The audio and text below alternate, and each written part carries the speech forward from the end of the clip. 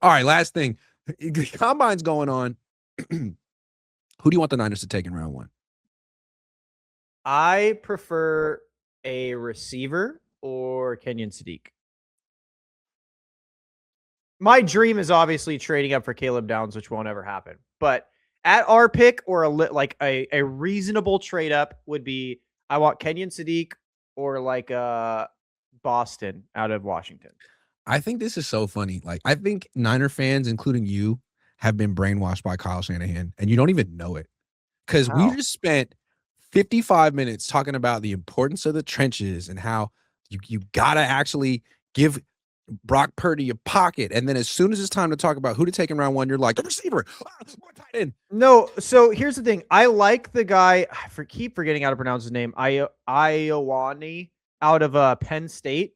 I think he's really, really good. Um, Yeah.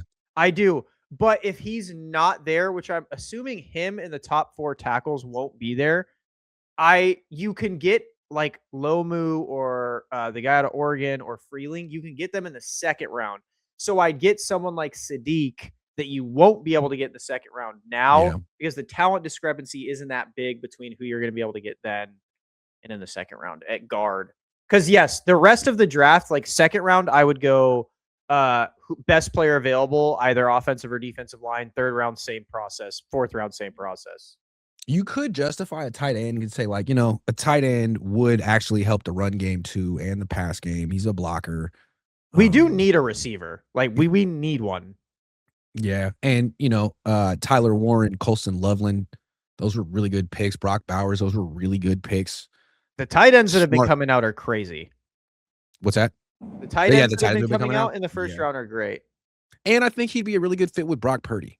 I mean, you could get Brock Purdy, the JSN or someone equivalent, but can he really take advantage of that guy all over the field the way that someone with a stronger arm can? I mean, the answer is no. The reason that Brock Purdy loves Jawan Jennings so much is their limitations are congruent. They match up. Brock doesn't have the strongest arm. Jawan runs a 4.5, a 4.92. So they really mesh.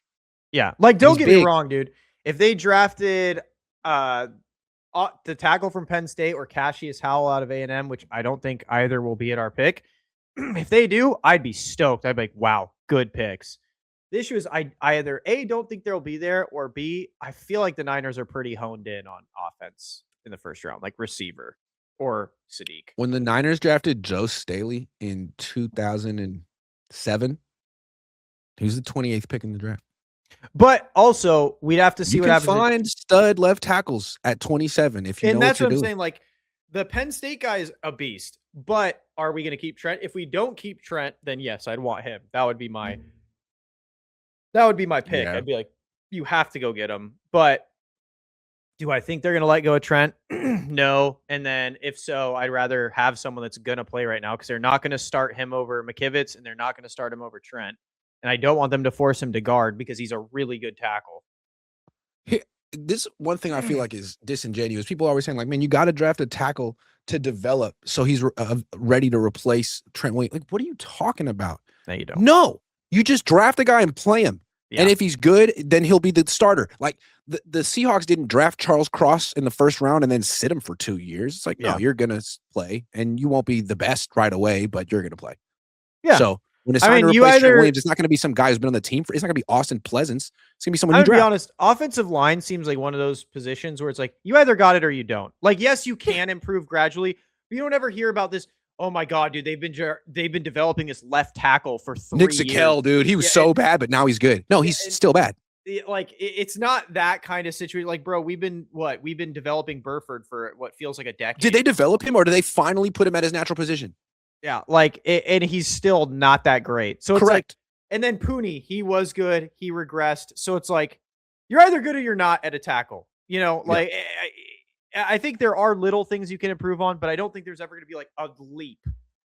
So yeah, I agree. If you get rid of Trent, you have to go tackle first. I mean, I think it would be smart, but you need a receiver as well. Like, they need so many things, dude. I think it's too bad the Niners didn't take Gray Zabel last year. And you drafted Mykel Williams, and now you need an edge rusher? No, he was supposed to be the edge rusher, and you figured out that, nope, there's a reason that Georgia played him at 4 technique, and because he's not an edge rusher whatsoever. So if you had taken a starting guard who has all-pro potential, who could play 100% of your snaps on offense, now you take an edge rusher this year, and you don't feel like you're doubling up on a position and neglecting other parts of your roster. Too bad.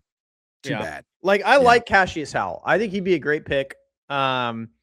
When I say my pick, my first round target, it's kind of like I'm kind of basing it on what I think the Niners are going to go grab. So it's like I'm pretty sure if I was a betting man, I would put money they're probably going to draft a receiver or Sadiq. Just because this regime doesn't really seem that concerned with drafting offensive line. Let me push back on that. Just knowing from what I know, Kyle, he doesn't want young players. Well, I mean, they're gonna go defense again. They're going to go defense again. They're going to go defense again. They're going to go D-line or linebacker or safety or corner. That's what I'm thinking.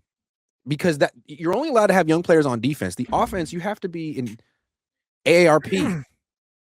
Yeah, but here's my thing is like at 27, the corners and the safeties are going to be the same corners and safeties that are sitting there at your second round position.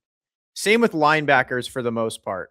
Unless you're going to reach, which I don't want them to reach. We have so many holes. You can actually afford to truly be best player available, and they will fit on the team. What if the Niners had to make promises to Raheem Morris when they hired him, and they said, you know what? You can pick the first few. I'd say you just did this with Robert Saleh. Yeah. Yeah. Hey, I'd be like, dude, you can build the defense however you want. Whoever you want. I would literally have been like, they need a receiver. They we don't have a wide receiver one at all. We don't have anyone close. Ricky. We don't have anyone close. Ricky. Who? Ricky Pearsall. Who is he? Does he play? He's a really good receiver when healthy. Oh, he's the guy that played a couple games, right? Yeah. Yeah. He so played we need a wide receiver. He lit it up. Yeah. If he was healthy this whole year, I wouldn't be saying it. But the issue is the dude plays 3 games a year and then calls it a day. He's like a lesser Kawhi Leonard. He doesn't play much. When he does, it's great, though. I mean, Steph Curry had ankle injuries and then put it all behind him. He could be the next Steph Curry. I invested in his look. I'm not giving it up now. If he's gone, I got to get rid of the beard, and I don't want to. I like the beard. Although if he leaves, maybe people think of it that it's just my beard, and I didn't say. Yeah, they won't say you look like Ricky Pearsall. They'll say, "Damn, Ricky looks like Grant. You look handsome. You kind of look like a young Kyle Shanahan." A young Kyle Shanahan without the salt and pepper. I gotta get the salt and pepper. Dude, salt and pepper is a good look. I don't have it. I don't either. Ugh. I just have a receding hairline. Lyle Bolliard says, really, how many players in the draft would be huge impact one day and would you trade up and get? This team has 7 picks. I'd be happier trading down. You suck at drafting in round 1. You suck at it. Get out. No, not out of the first. You have to get your first. You have to use it. You need your blue chip. Yes, you do. No, because you can get this. Because what's the difference between the 27th pick and the 37th pick? Not much. All right. So the difference is when you take that dude and his Kenyon Sadiq or whoever, and then he's not worth it, like Ricky, everyone's mad. Whereas if you took Ricky with the 37th pick, don't be mad at Ricky. I wouldn't be mad if they grafted Kenyon Sadiq and he ended up sucking, because I'd be like, you took the best player available finally. Brock needs a big wide receiver so he can play 500. What? Brock needs a big wide receiver so he can play 500. What's that mean? I'm not sure, but it gets the people going.